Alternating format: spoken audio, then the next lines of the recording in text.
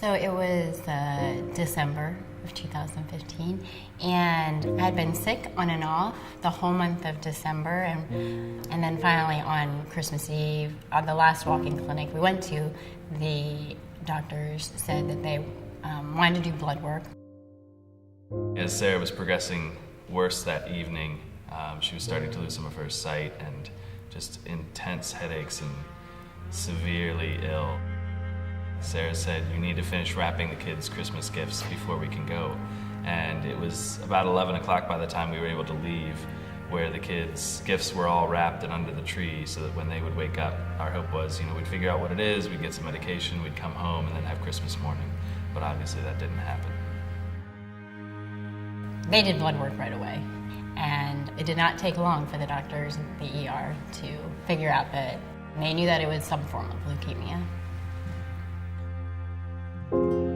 So the day after Christmas, they started oral chemotherapy for Sarah, and then her immune system started to be depleting. She was having some bleeding and starting to lose enough blood that it became an issue, and so they started transfusions within the first few days.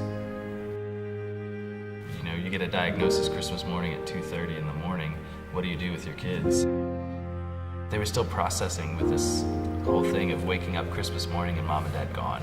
And they didn't know why, and they didn't understand why. This is Christmas 2015.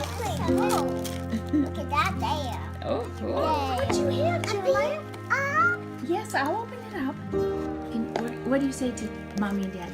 Thank you! Thank you! The more we discovered that it was going to be potentially months or longer, that we went ahead and made the decision to send our kids down to Virginia to be with my parents. I didn't know how long we were going to be there. Hi, Mom. I hope you guys are having fun today.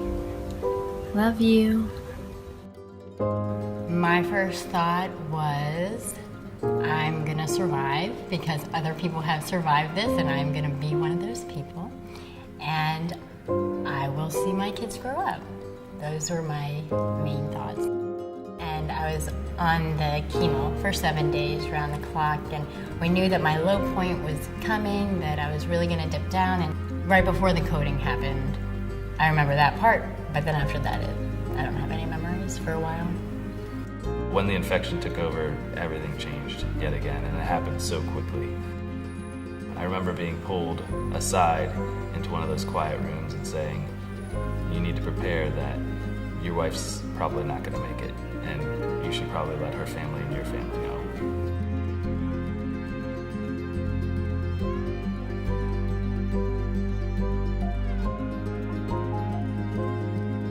We went in Christmas Day, and she needed blood before New Year's, and it was that blood that started saving her life.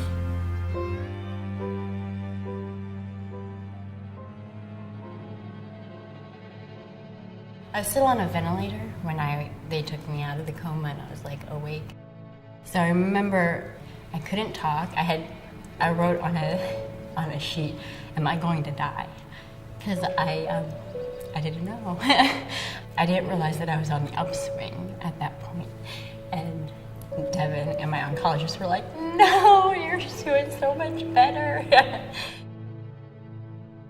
And I remember thinking, I don't know if I'm gonna ever be able to be that mom again, I can't walk, and I don't even know how to talk. At that point, Devon and I were communicating through sign language, kind of. I couldn't take care of myself. A 3 and a 2-year-old need a lot of care from somebody that can walk and talk and function. So I was really thinking, what if I can't be that mom that they really need me to be? Go, Mommy, go! Go, Mommy, go! Yay! I love you. And she would be exhausted after just trying to say words, and I had to keep coaching her. Like, okay, then you had to smile at the end. It's so hard. Because I had been in the critical care unit and in a bed for a month, not using legs, arms, standing, back muscles, anything. I lost all of it. I had no muscle. I had to learn how to sit up. I had to learn to stand I had to learn to do everything again.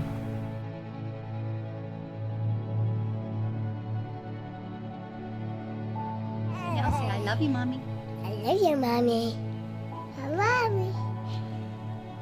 I kept saying, I need to be with my babies. Rehab is going to be a lot of work, but I'm ready. After rehab, I get to go home and be with my babies. And I'm so excited about that.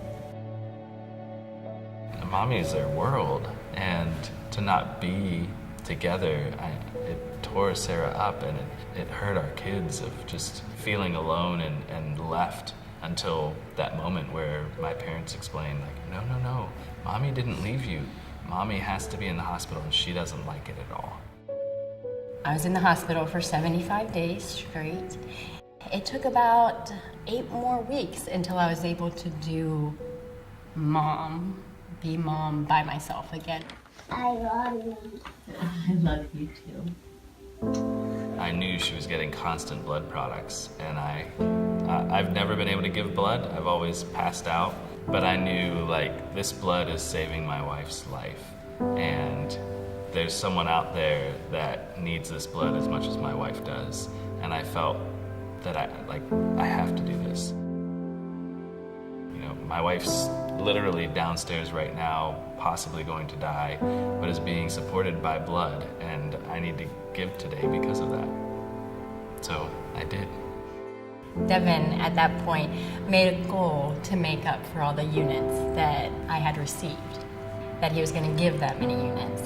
I'm here at the Michigan Blood Drive here at Beaumont, Farmington Hills Hospital, and just finishing up. Alex is taking care of me and donated number 4, so. We found out later it would take years, 11 years. Around 11 years to give the around 79 units of blood that she received. So I have a long way to go to be able to make that up. But when I think about that, one person giving 11 years worth of blood is what it took to save my wife's life, and how important that is in my life and in our kids' life. I mean, I can't say thank you enough to those people, even though I don't know who they are, but it saved my life. The Michigan blood donors allowed my children to keep their mommy. Thank you. Thank you for donating.